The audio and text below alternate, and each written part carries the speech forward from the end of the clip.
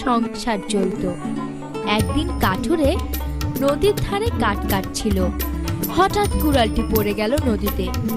নদীতে ছিল অনেক স্রোত ও কুমিরের ভয়ে সে নদীতে নামতে পারল না। কুড়াল কেনার টাকাও ছিল না, তাই মনের দুঃখে সে কাঁদতে লাগলো। এভাবে কিছুক্ষণ কেটে গেল। হঠাৎ নদী থেকে উঠে এলো এক জলপরী। সে কাঠুরেকে বলল, তুমি কাঁদছো কেন? কাঠুরে বলল, আমার কুড়ালটা নদীতে পড়ে গেছে।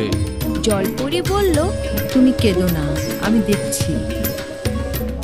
জলপরী নদীতে ডুব দিল। একটু পরে উঠে এলো, হাতে একটা সোনার কুড়াল। বলল, এটা কি তোমার কুড়াল? কাঠুরিয়া ভালো করে দেখে বলল, না, এটা আমার না।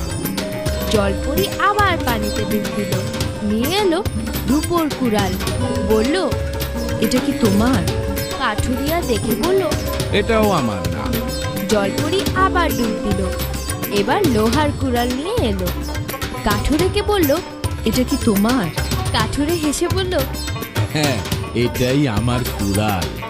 কাঠুরের সততা দেখে জলপরী খুশি হলো। সে তাকে লোহার কুড়ালটা দিল আর উপহার হিসেবে দিল সোনা ও রূপোর কুড়াল। তারপর সে পানিতে মিলিয়ে গেল। সোনা ও রূপোর কুড়াল বেচে কাঠুরে অনেক টাকা পেল। তার দিন কাটতে লাগলো সুখে। এ ঘটনা শুনে এক লোভী কাঠুরে এলো নদীর ধারে। কাঠ কাটতে লাগলো। ইচ্ছে করেই কুড়ালটি ফেলে দিল নদীতে। তারপর মিছি কাটতে লাগলো। এবারে উঠে এলো জলপরী। সব শুনে নিয়ে এলো সোনার কুড়াল। বলল, এটা কি তোমার?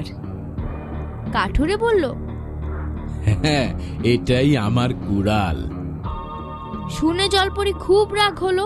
টুপ করে নদীতে ডুব দিল, আর এলো না। সন্ধ্যা নামলো।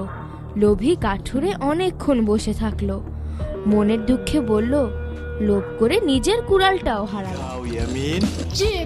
হ্যালো গাইস, তোমরা অবশ্যই আমাদের চ্যানেলটা সাবস্ক্রাইব করে দিও।